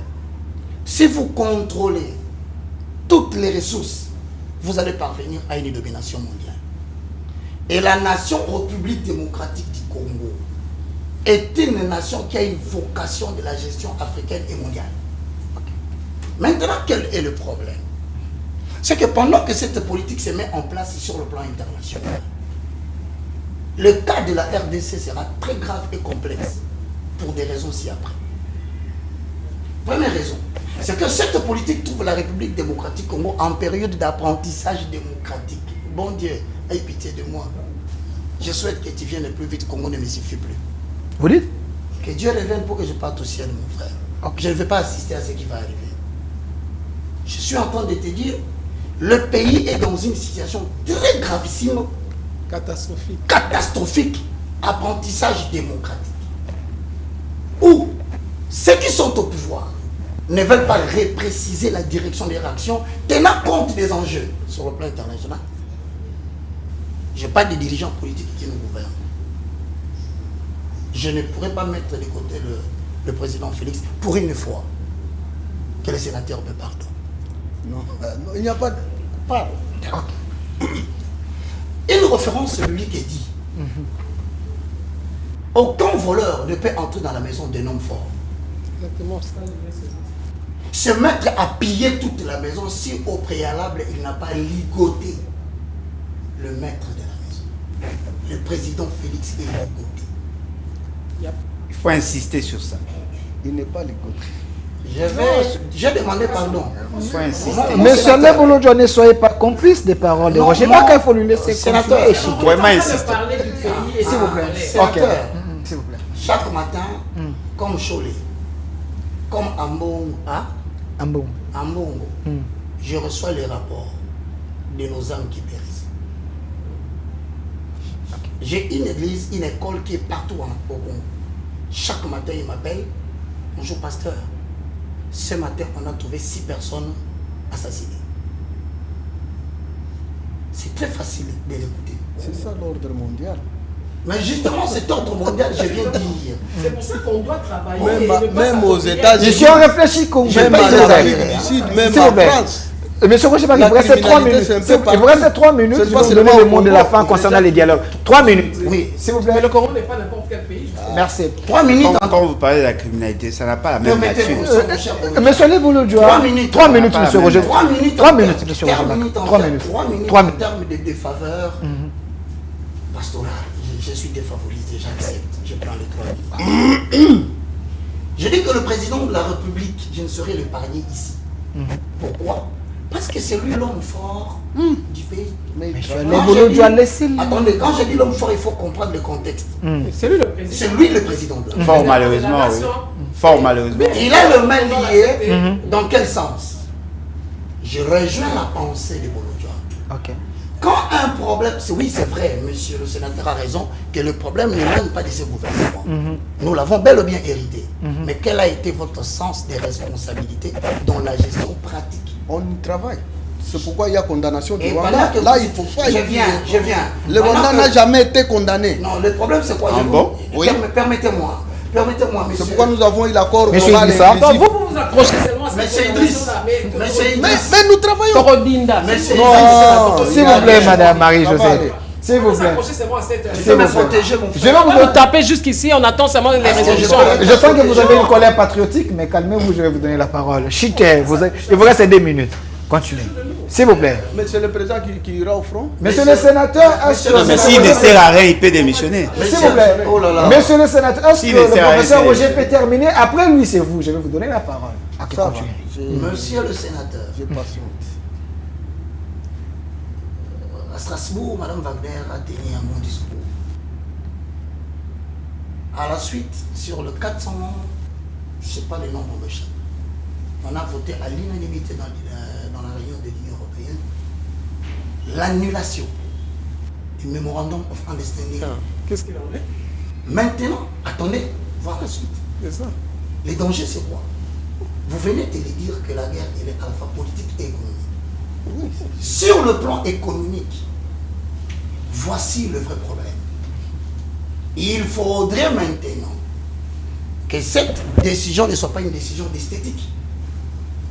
Pourquoi? Parce que le multinational ne faut pas lâcher. Encore faut-il qu'il y ait des pressions qui permettent qu'on entre dans la traçabilité des minéraux avec des super ordinateurs. C'est faisable. Quand est-ce que nous allons le faire? Ma question se pose là. Je rentre de manière interne maintenant, parce que je parlais sur le plan externe. Le minerai que nous détenons sont des minéraux à la fois commerciaux et militaires, je le dis. Commercial, pourquoi? Parce que la nation qui possède ces minéraux, s'il fait pendant une période relativement longue, les stocks de ces minéraux, il peut influencer le prix de ces produits sur le marché mondial. Voici une ouverture pour les Congo.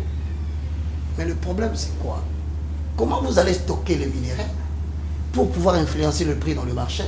Quand vous vous réveillez un bon matin, on a volé 48 millions de dollars. Comment on va stocker? Vous avez un problème sérieux, monsieur Idriss. Et un problème très spirituel. Tellement prophétisé par James Kabarebe. L'âme congolaise, elle est corrective. Vous avez fait du vol et du détournement un objet d'adoration. Une institutionnalisation. Une institution. Comment on va? D'abord, sur le plan commercial, on ne réussit pas. Et on ne réussira pas. Sur le plan militaire, c'est que ces minéraux dont on parle ici, sur ce plateau, qui créent des violences, nos mères sont violées, tout le monde est en train de mourir, c'est que ces minéraux sont militaires à la fois. Pourquoi? Parce qu'il y a des minéraux tels que le coltan, le cobalt, l'uranium. Une fois stocké, ça peut favoriser le pays à l'espace de 2 ans et demi de fabriquer une bombe atomique. Qu'avez-vous fait du minerai? Avez-vous apporté des industries de transformation pendant cette petite période? Qu'est-ce qui nous empêchait de le faire? Est-ce que c'était le Rwanda, la communauté internationale qui vous a empêché de le faire? Je vous dis sincèrement, monsieur Idriss, la main dans le cœur. Merci. Je vais revenir là. Je paye l'arrière. Monsieur Idriss, je mets dans la main dans le cœur. Il faut délivrer le chef de l'État de son entourage. Je vous demande pardon. Je l'ai dit d'une Il y a deux types de personnes sur le plan spirituel et sur le plan politique de conseillers qui se sont décidés de n'écouter personne. C'est pourquoi là je dis à M. Bolo que si un problème est perpétuel, c'est parce qu'il y a absence d'intelligence. Vous ne voulez pas d'autre intelligence. Et ça, c'est une thèse qu'on va défendre après votre pouvoir. Maintenant, je termine et je vous donne une conclusion par rapport à ces problèmes. La guerre ne finira pas. Après la guerre, ça sera la guerre. Pourquoi? Parce que les nations européennes doivent vivre. Quelle est l'intelligence que vous avez mis en place? Parce qu'il faudrait qu'on le veuille ou pas. Vous savez ma crainte? Il semble être, je dis bien, conditionnel, que le chef de l'État aurait obtenu l'aval des États-Unis d'Amérique pour le soutenir dans cette guerre. C'est faux. Je dis, il me semble. De deux. Il me semble que nous avons des citoyens russes qui ont accepté de venir nous soutenir. C'est faux. Si seulement par malheur c'est vrai, vous allez organiser la 3e guerre mondiale ici en République démocratique. Donc vous avez compris pourquoi j'ai dit on doit organiser d'abord l'État. Maintenant, maman, dans la congolisation. Non, avec un chef. 5 secondes, monsieur Roger Baka. 5 secondes. Maman Marie-Josée, vous savez quand quelqu'un a été enfermé dans une prison, on ne le fait pas apparaître directement devant le monde ensoleillé. Il va souffrir de la cécité. Il faut une zone tampon, une zone de transit. Je suis d'accord avec vous. Il faut qu'aujourd'hui, que les gens se rendent compte, ceux qui nous dirigent, que si vous avez pensé que vous avez libéré un peuple d'une oppression, comme ça serait l'idée de l'IDPS par rapport à Kabila, alors sachez que celui qui libère un peuple ne doit pas garder le pouvoir seul.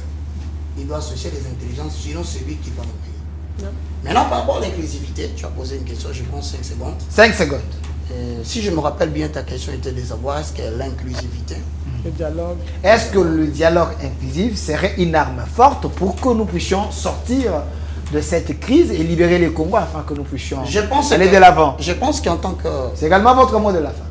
Ah, c'est très grave parce qu'on va encore... C'est le dernier sujet. On attend le dernier. Je souffle en tant que pasteur, comprenez frère. Ok. Maintenant, ici, nous disons une chose. Quand nous prêchons la parole de Dieu, le pardon est inconditionnel. Mais la réconciliation et l'inclusivité a des conditions. Même Dieu applique cette méthode. Il ne peut pas y avoir inclusivité, il ne peut pas y avoir cette réunion que vous préconisez sans que nous puissions réellement parler, régler le conflit. Quel est le conflit qu'on a à l'interne? Nous allons faire l'inclusivité pour l'inclusivité. Est-ce que quand on fera l'inclusivité, comment sera libéré? Est-ce que quand on fera l'inclusivité, les autres, les Bunagana, ça va revenir? Arrêtons de réfléchir comme des petits garçons après avoir eu plus de 60 ans d'indépendance. Moi, je crois que, personnellement, c'est ma conviction. Non seulement qu'à la crise, pour dédouaner l'IDPS et faire plaisir aux sénateurs, la crise ne vient pas seulement de l'IDPS. Il faut savoir dire la vérité. La crise vient plus loin. Pour diminuer la colère de Lodjoa, j'accepte ce qu'il dit. Mais voici ce que je conclus pour ainsi rejoindre maman Marie-Josée. Je dis ceci.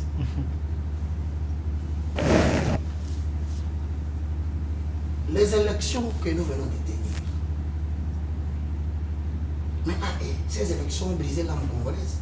Vous dites? Les élections qui se sont tenues ici, c'est en quelle année? Comprenez que je me suis permis, moi, de ne pas retenir ça dans la tête pour ne pas avoir des mots de tête. On a trouvé des machines à voter dans les maisons des gens. Papa, jusqu'à quand on va devenir avec? Mais grâce à ces élections, les sénateurs ont amené plus de 10 députés, hein, l'Union sacrée. C'est bon. Ouais. Alors, les sénateurs, on ne veut pas personnaliser le débat. Sénateur, si vous avez amené 10 députés... c'est une manière de me provoquer. Si le sénateur, je suis en train de conclure, si le sénateur a amené 10 députés, monsieur le sénateur, vous êtes extrêmement en danger. Vous avez amené des députés qui ont l'âme corruptible et qui ont participé dans des choses qui ont détruit le pays. Il ne faut pas intimider les sénateurs. Il risque de vous faire aussi un coup d'État. Donc, je reviens ici parce qu'il a volé, volera. Je dis ceci. 5 secondes. Non, mais ça fait 4 fois 5 secondes. 5 secondes. Qu'il chute. De toute façon, je vous ai supporté, supportez-moi. Moi, je crois que nous devons nous asseoir. Avec qui? Avec les Bologna, en tant que citoyen constituant. Oui. Avec M. Idriss. Ah bon? Avec madame. Oui, madame, ça va. Premièrement, pour répondre aux préoccupations de la politique mondiale, toute cette pression est faite pour faire revenir le président de la République dans une table de négociation pour le revenu sharing de minerais. Pour faire quoi? Pour revenir à la table des négociations et partager le revenu des minerais que le pays doit aux États-Unis, que le pays doit à Obélix. Permettez-moi, je termine vraiment, je vous demande vraiment pardon. C'est ça l'objectif. Nous devons trouver des intelligences pour le faire. Mais malheureusement, le gouvernement n'est pas accessible. Personne. Même ce qu'on dit ici, c'est pour occuper l'espace. Deuxièmement, sur le plan interne, nos amis qui nous dirigent, vous devez arrêter avec l'arrogance. Surtout ça. Sincèrement, je vous dis, ça ne permet pas la cohésion nationale. Du type, vous savez qu'on a haï le président à cause de certaines personnes qui ont parlé à la télévision qui n'étaient même pas envoyées par le chef de l'État. Donc je crois, arrêtez avec vos affaires de communicateurs. Pourquoi? Chaque autorité politique a un communicateur qui passe à la télé pour insulter l'autre.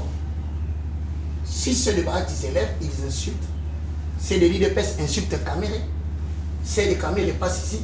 Et les seules personnes qui sont la proie de la prison, ce sont les personnes qui ont le courage de dire la vérité comme ça. Merci, merci, Donc, monsieur je Roger défends Baka. tout ce qui menace Madame Marie-Josée. Merci, Je peux vous garantir que Madame Marie-Josée n'est pas seule. merci. Il y a des Roger Baka qui sont derrière, qui observent. Donc l'église, si vous jouez, je le dis, si vous continuez dans vos débats qui ne construisent pas, Merci. nous chercherons un président qui viendra de l'église, même si vous les suivez. Merci, monsieur Roger Baka. Nous devons prêcher l'unité. C'est vrai, ceux qui sont égarés, nous disons non. Le chef de l'État, une fois, il avait dit, il est là pour tous les Congolais. C'est vrai, il y a les fous du roi, mais le chef de l'État veut la cohésion. Alors, monsieur Idrissa, c'est votre mot de la fin. Je vais vous donner suffisamment de temps pour que vous puissiez conclure sur ces dialogues.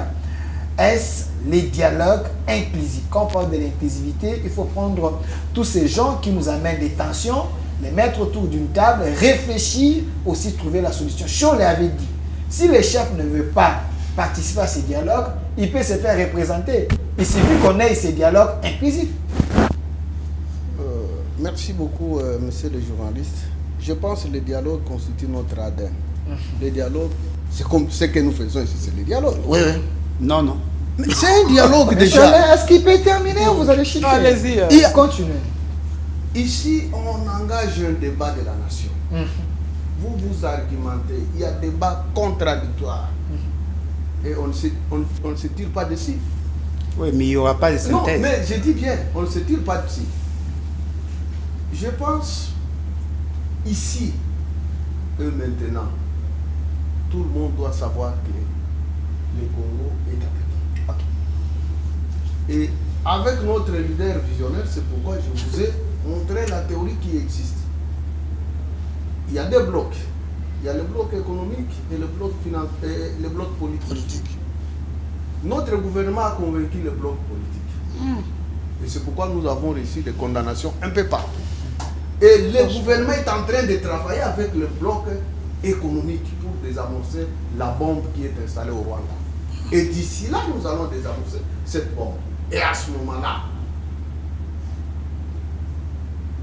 la paix va revenir dans l'ensemble. Et les Congolais sur le veille. Allez, s'il veut voir le président de la République,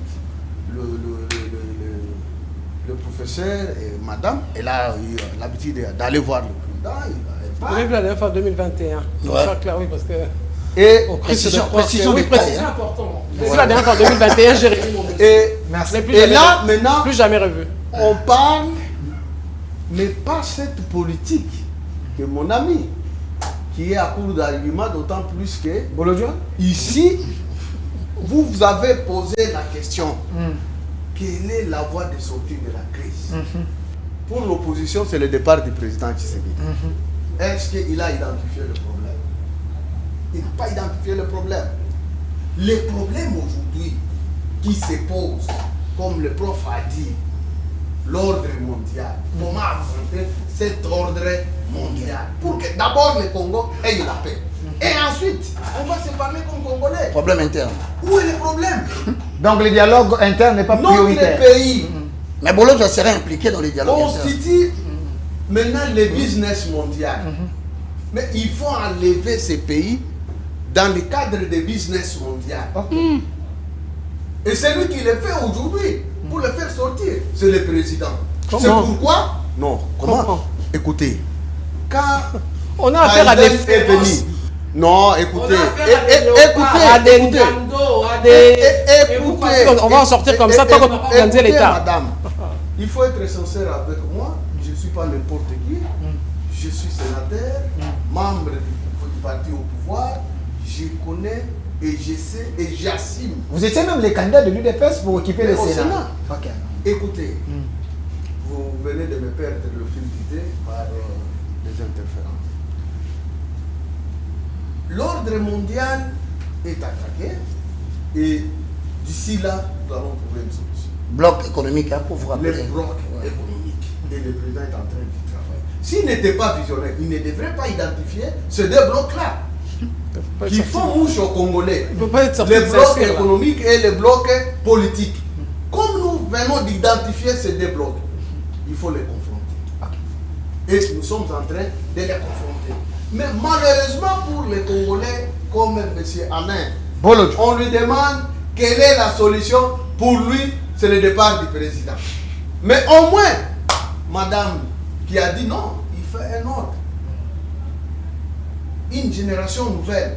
Mais malheureusement, nous avons été bloqués par cette même communauté internationale à travers l'accord global et inclusif de Sun City qui a été signé par tous les Congolais. Opposition, majorité, société civile, ainsi de suite, et même la communauté internationale. C'est la base du désordre au Congo. Parce qu'ils ont créé des rébellions, on nous a dit la même rhétorique, même narrative. Donc vous devez vous parler, vous devez vous parler. Et lorsqu'on se parle, il y a des conciliables, on laisse les pays comme business mondial.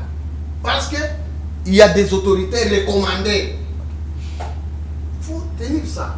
Et c'est pourquoi j'avais dit d'entrée du jeu que nous devons être vigilants pour qu'on ne puisse pas tomber dans l'histoire du Soudan du Sud et du Soudan dans l'ensemble. Et aujourd'hui, vous savez, le Soudan, même le Sud, est attaqué. Le Nord est divisé. La somalisation.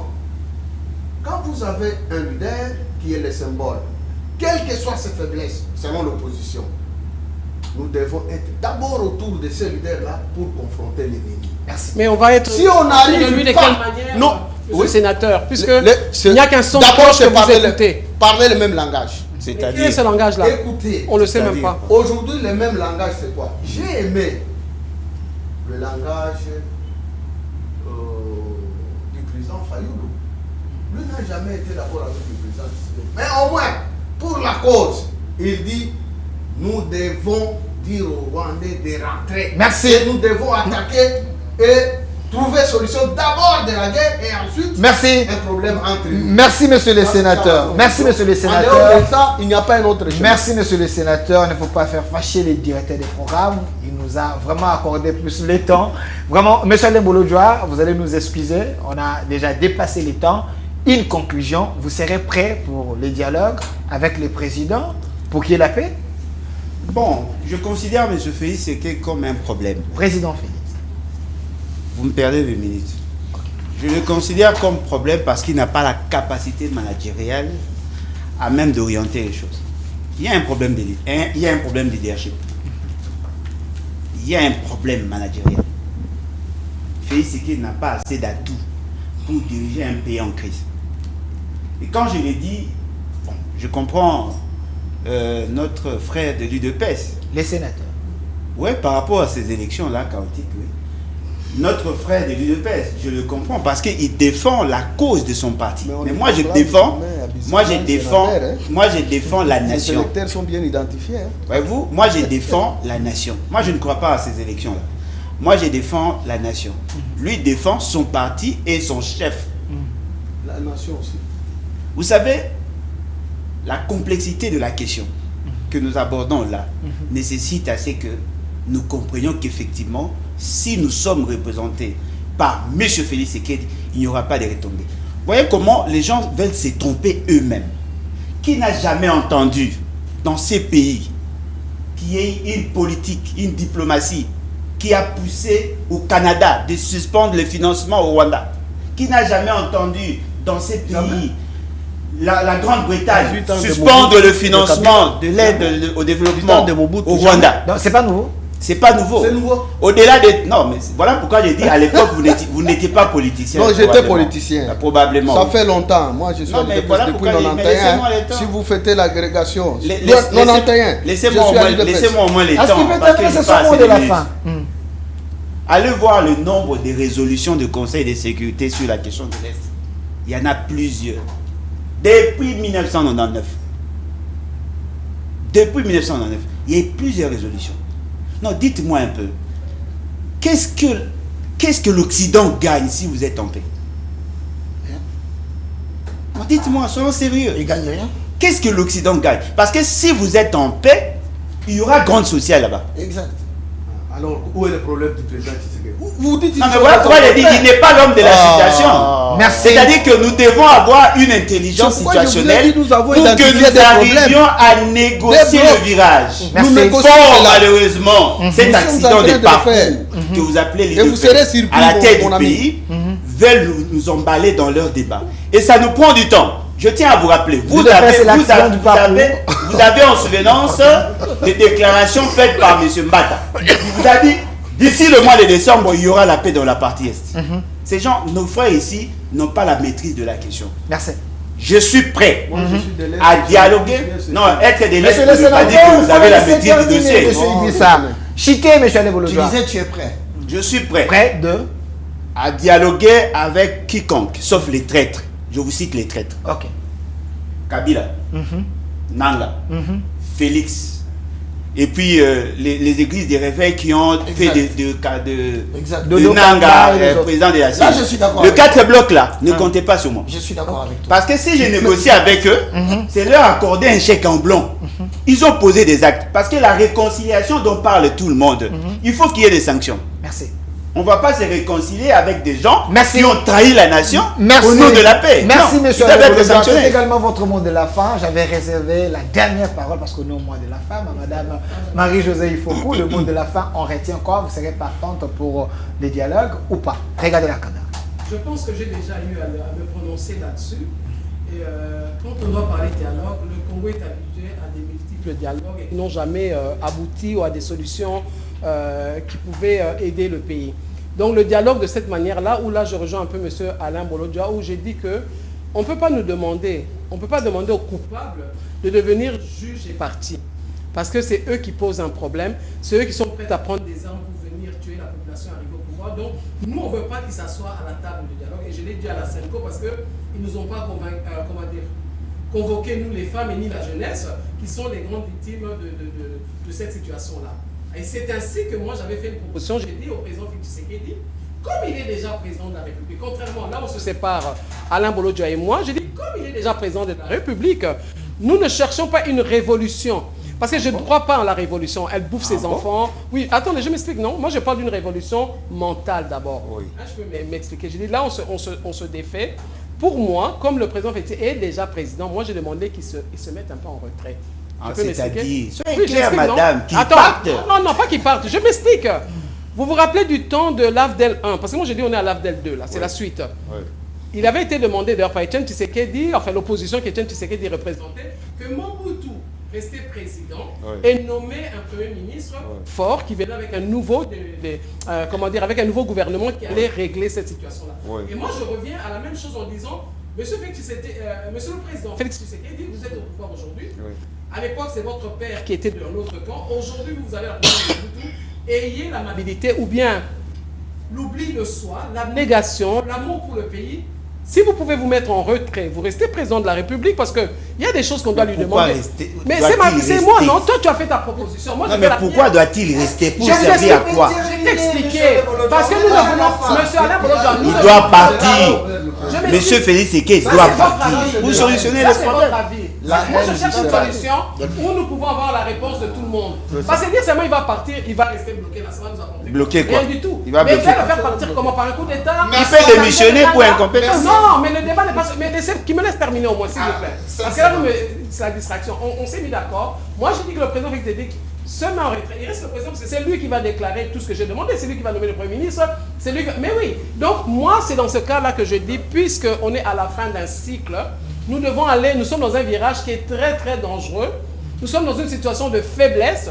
Nous sommes en guerre. Moi, je ne suis pas pour la soie d'un dialogue classique. Mais dans les nouvelles organisations que je propose, il y aura une commission qui va s'asseoir pour faire les débats comme les Congolais adorent le faire. Mais entre-temps, un gouvernement doit venir, ils doivent travailler, des nouvelles institutions. Un gouvernement de crise. Un gouvernement de crise, pas d'union nationale, mais de crise, avec des compétences, de nouvelles compétences, de nouvelles intelligences, de nouvelles, des gens technocrates, des experts. Mais avec le Premier ministre dont je suis en train de parler. Merci. Mais le président peut rester en place. Et là, il peut l'accepter, c'est plus facile. Non, mais juste dire, il doit il démissionne, il ne va pas démissionner. Là, ça devient un débat. Le président a déjà parce que sinon, ça Ah sera... bon, donc il est même incapable de démissionner. Merci. Ça n'est fini pour aujourd'hui. Professeur Roger Baka, vous allez nous excuser, s'il vous plaît, parce que le temps nous fait défaut. Merci. Merci. Ça n'est fini pour aujourd'hui. C'était votre débat, le débat de la nation, avec les têtes bien faites de la République.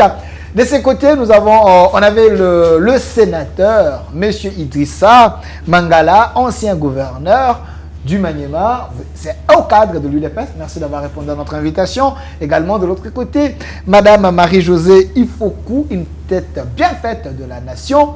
Elle était candidate présidente de la République en 2018 et en 2023, espérons en 2028. Elle sera encore candidate. Il faut toujours tenter. Il y aura les bonnes élections, ne vous en faites pas. Également, de l'autre côté, il y avait M. Alain Bouloudjoa, l'opposant radical du régime. Il est coordonnateur de la nouvelle classe politique de l'opposition. Merci d'avoir répondu à notre invitation. Également au professeur de l'université de la foi chrétienne. Lui, il s'appelle Monsieur Roger Baka, le moindre de tout ça. Merci pour votre contribution magistrale également dans cette émission. Merci à vous. Merci beaucoup. On a besoin de pasteurs aussi intelligents. Hein. C'est important pour la nation. Un grand merci à l'équipe qui m'a accompagné. Monsieur le directeur des programmes également, au DG de cette chaîne, Monsieur Arobaz Mukuna, qui est fils maison de l'UDPS, mais un démocrate. Voilà, le plateau est là. Les opposants se sentent très libres et analyser. Merci à vous, restez fidèles à nos programmes. Cette émission est déjà sur notre chaîne YouTube, au Centre TV, Delcas Télévision, Communication Plus Télévision. Vous allez suivre ça dans plus de 15 chaînes et notre RDC est possible. Au revoir.